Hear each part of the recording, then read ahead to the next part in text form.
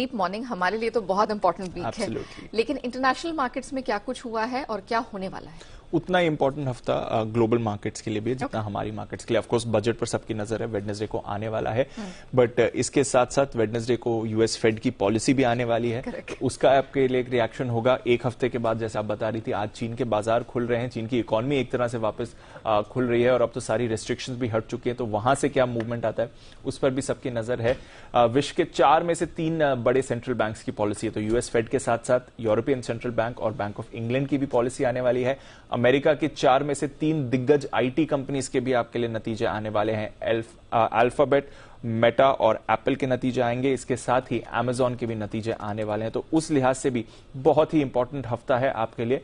और McDonald's, general Motors जैसे companies के भी नतीजे आएंगे। यूएस का जॉब्स डेटा आने वाला है, हालांकि फेड पॉलिसी के बाद आएगा ये डेटा, बट देखते हैं कैसा रिएक्शन उस पर मिलेगा। और ओपेक की भी बैठक होने वाली है वहां, हालांकि वहां पर कोई बदलाव पॉलिसी में अभी तक तो अनुमान नहीं लगाया जा रहा है। तो बहुत ही ज्यादा एक्शन पैक्ड हफ्ता है। महीने की शुरुआत भी होगी तो काफी सारे और डेटा भी आते हैं, तो उस पर भी सबकी नजर रहने वाली है।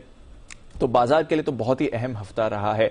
हमारे बाजार ऑफ कोर्स थोड़ी परेशानी में दिखे हैं पिछले हफ्ते, बट जहां तक अमेरिकी बाजारों का सवाल है या बाकी ग्लोबल मार्केट्स का सवाल है, वहां तो ऐसी कोई परेशानी नहीं है और लगातार एक्शन में रही हैं। शुक्रवार को फिर से हमने अमेरिकी बाजारों में तेजी देखी है। लगातार छठे दिन डाउ की पॉजिटिव क्लोजिंग रही है, हालांकि 30 अंक की हल्की बढ़ती थी और टुवर्ड्स एंड ऑफ ट्रेड अगर आप देखें तो ऊंचाई से करीब 200 अंक फिसल कर डाउ बंद हुआ, बट नॉनदलेस एक पॉजिटिव क्लोजिंग आपने डाउ में एक बार फिर से देखी है। 6 दिनों की तेजी वहां पर बरकरार है।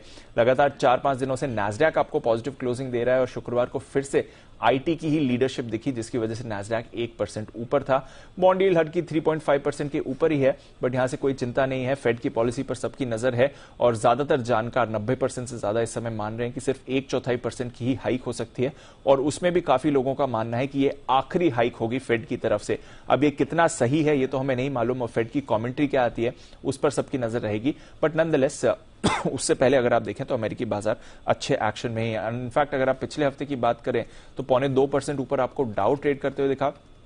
S&P 500 2.5% ऊपर था और नैस्डैक जहां पर बढ़िया रिवाइवल आया है 4.25% ऊपर रहा और इस साल की शुरुआत से अब तक नैस्डैक 11% की तेजी आपको दिखाता है। तो पिछले साल की 33% की गिरावट के बाद एक अच्छा bounce back IT related stocks में आ रहा है और नैस्डैक उसकी वजह से एक्शन में दिखा। शुक्रवार को यूरोप के बाजार हल्की बढ़त के साथ ही बंद हुए, तो वहां पर कोई मूव नहीं था। कमोडिटीज में भी जैसा आप बता रही थी थोड़ा उतार चढ़ाव हुआ है, बट ओवरऑल पिछला हफ्ता थोड़ा थमा हुआ ही था। इनफैक्ट कच्चे तेल की बात करें तो करीब 1.5% की साप्ताहिक गिरावट ही है। 87 के आसपास ब्रेंट इस समय ट्रेड कर रहा है। ओपेक की बैठक है ऑफकोर्स इस हफ्ते, वहां पर रखिए नजर। सोने में थोड़ा उतार चढ़ाव है, बट फिलहाल 1930 के आसपास सपाट ही है।